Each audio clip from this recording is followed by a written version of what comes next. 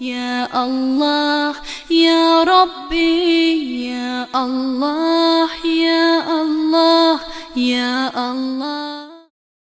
اگر کوئی انسان درود نہیں پڑھتا تو اسے آخر ہوگا کیا؟ سب سے پہلی بات، جو انسان درود نہیں پڑھتا، رسول اللہ صلی اللہ علیہ وسلم نے فرمایا جس بندے کے پاس میرا نام لیا جائے اور وہ درود نہیں پڑھتا، دنیا میں سب سے بڑا بخیل وہ ہے۔ بخل ایک ہے مال کا بخل، لیکن اصل بخیل جو ہے، سب سے بڑا بخیل، جس کے بارے میں اللہ کے رسول کا فرمان ہے، دنیا میں بخل سے بڑی کوئی بیماری آئی ہی نہیں ہے۔ اس کا مطلب یہ نکلا سب سے بڑا مریض اور بیمار وہ انسان ہے جو اللہ کے رسول صلی اللہ علیہ وسلم پہ درود نہیں پڑھتا جب آپ صلی اللہ علیہ وسلم کا نام سنتا ہے۔ دوسرا نقصان، رسول اللہ صلی اللہ علیہ وسلم نے فرمایا جو شخص میرا نام سننے کے بعد بھی درود نہیں پڑھتا، سمجھ لو وہ جنت کا راستہ بھول گیا ہے، وہ جنت کا راستہ بھول گیا ہے۔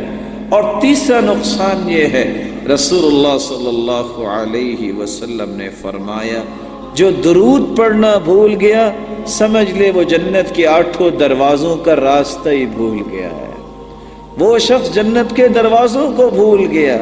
چوتھا نقصان، رسول اللہ صلی اللہ علیہ وسلم نے فرمایا جو شخص درود نہیں پڑھتا، سارا دن بیٹھ کے دعائیں کرتا رہے، ساری رات بیٹھ کے دعائیں کرتا رہے، اللہ اس کی دعا کو قبول ہی نہیں کرتے۔ پانچواں نقصان، رسول اللہ صلی اللہ علیہ وسلم نے فرمایا جو شخص درود نہیں پڑھتا، تم جتنی بھی دعائیں کرتے ہو زمین و آسمان کے درمیان وہ کھڑی ہو جاتی ہیں، وہ اللہ کے پاس پہنچتی ہی نہیں ہے۔ چھٹا نقصان، رسول اللہ صلی اللہ علیہ وسلم نے فرمایا جو درود نہیں پڑھتا، اس کے بارے میں آپ کے الفاظ کتنے ہی غمناک ہیں۔ رغم انف رجل ذکرت عنده فلم يصل علی۔ اس حدیث کا ترجمہ بعد میں سنیے گا۔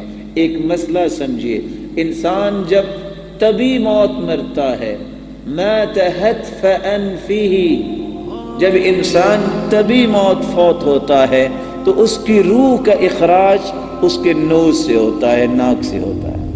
آپ نے شاید کبھی ملاحظہ کیا ہو، اس لیے میت کا ناک یا تو معمولی سا رائٹ یا لیفٹ کو ٹیڑھا ہوا ہوتا ہے۔ انسان جب طبی موت مرتا ہے تو اس کی روح اس کی ناک سے نکلتی ہے، جیسا کہ علماء نے نقل کیا۔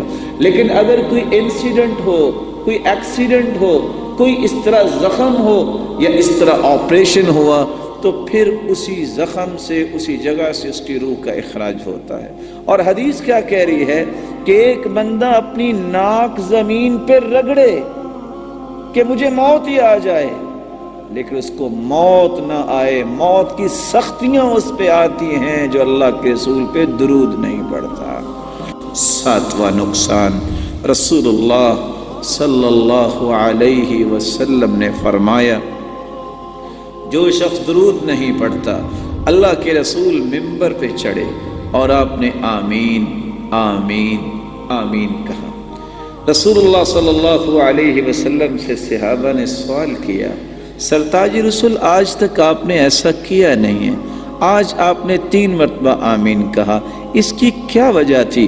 رسول اللہ صلی اللہ علیہ وسلم نے فرمایا جبریل میرے پاس آئے تھے اور انہوں نے یہ کہا تھا کہ جس شخص کی زندگی میں رمضان آ جائے پھر بھی وہ اللہ سے توبہ کر کے گناہوں کی معافی مانگ کے اپنے آپ کو جنتی نہیں بنا لیتا، وہ جہنم میں گہرا گر جائے۔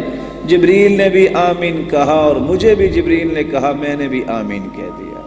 دوسری مرتبہ جبریل کہنے لگے ایسا انسان جس کے والدین زندہ ہیں، ایک یا دونوں، اور پھر ان کی خدمت کر کے جنتی نہیں بن جاتا، اللہ کرے وہ بھی جہنم میں گہرا گر جائے۔ تو جبریل نے بھی آمین کہا، مجھے بھی کہا تو میں نے بھی آمین کہہ دیا۔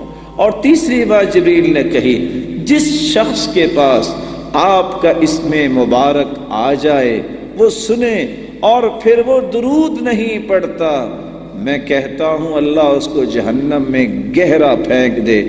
جبریل نے بھی آمین کہا، میں نے بھی آمین کہا۔ اس لیے میرے معزز اور میرے پیارے بھائیوں اور بزرگوں، یہ مسلمان کی سعادت ہے کہ وہ درود پڑھے۔ یا اللہ یا ربی یا اللہ یا اللہ یا اللہ۔